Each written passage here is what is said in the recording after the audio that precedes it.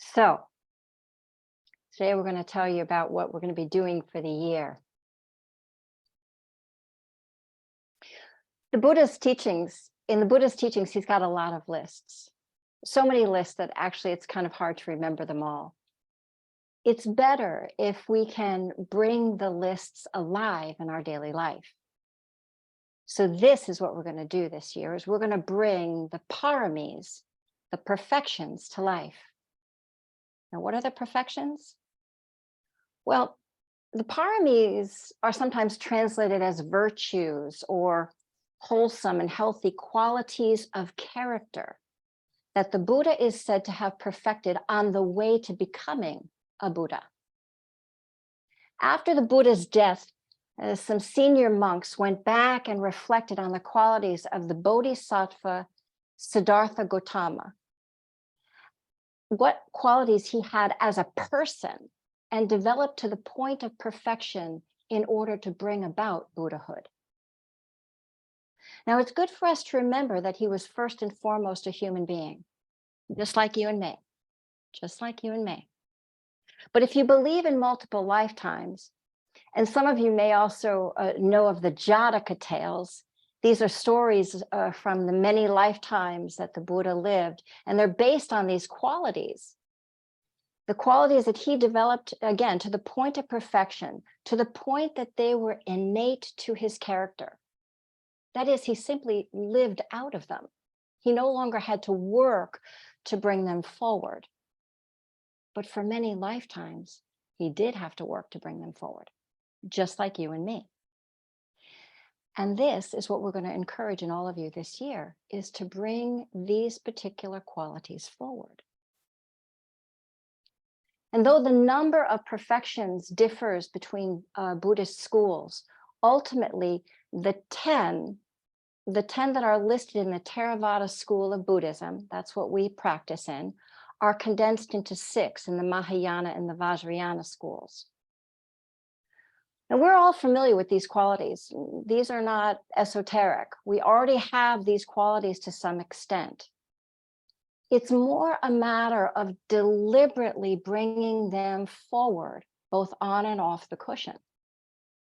The 10 paramis are generosity, virtue, renunciation or letting go, energy, patience, truthfulness, determination, loving kindness, equanimity, and wisdom. Right? We know these qualities. But what makes these qualities special, what makes these qualities transformational, is that we engage them mindfully. We engage them with compassion and skillful means or wisdom.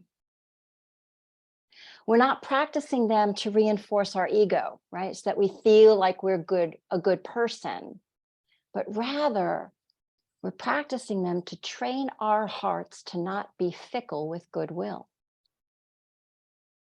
We train the heart, mind, the chitta to discern how best to relate given whatever the circumstances are. The paramis are an easy way for those of us in the modern world to bring practice forward in our daily life. They offer kind of a useful framework for developing the right attitude toward any activity or relationship. In fact, this is what I did in the first year of my 4-year retreat. I worked on the paramis. Each month, I focused on one theme, one parami, and I used it to steady my practice off the cushion, because that's usually where I and most of us would forget or get wobbly with our practice. Having a theme, and I might add many Post-it notes, I could remember to keep returning to the theme. It was a helpful anchor for connecting the practice through threading it through the rest of my day when I was off the cushion. These are intended to be practiced in our daily life. Now, the other thing that's really cool to me about the perfections is that they also provide a reliable way of measuring accomplishments. Outwardly, accomplishments are measured these days in terms of productivity, or more personally, and when somebody says, what have you done for me lately? That kind of attitude. Rarely do we measure up to our own or to somebody else's expectations. But perfections of character, well, they're much more dependable and they're much more enduring. We know in our hearts, we know in the heart of hearts when we are generous, when we're honest, when we're kind, when we're compassionate. We know.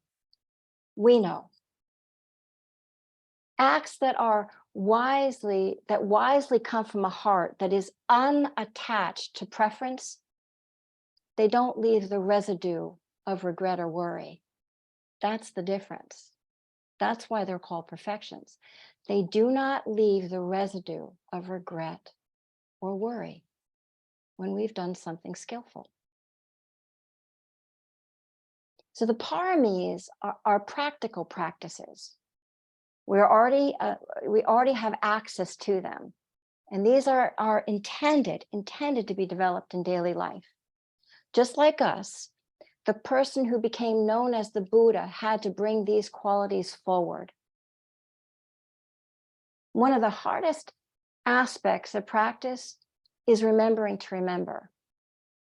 So for me, when I was on my 4-year retreat, the nerd in me wrote the word down on Post-it notes or on postcards, and I'd place them strategically in different places so that I would bump into them and remember.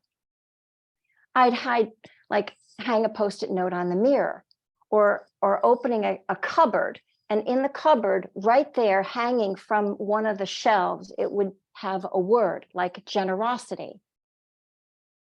When we were on retreat, I also had it tucked into my napkins that when I unfolded my napkin for meals, the word was right there, the word of the month. And having that word on a card and placed in certain places helped my mind to kind of stay fresh with it, to not adapt to seeing the cards because they were placed in these random places. So what I would encourage you to do is I would encourage you, if it feels right, to play with writing the words down and placing them in strategic places where you will just encounter them, bump into the word and oh, right. Generosity, that's what I'm going to practice this month. That's what I'm going to practice today. Right? We're trying to wake up these qualities and bring them forward. So for the rest of this month, we're going to begin to focus on generosity, or dana in Pali. And for this morning, I'm going to encourage that we use generosity in our meditation practice. A generosity of spirit. How might we relate to whatever arises on the cushion with the spirit of generosity? Right? So we don't throw anything out, we don't push anything away, but we come at it from that very generous place, welcoming place. Okay? We can do this. We can do this. It's for our welfare, and it's for everyone else's welfare too.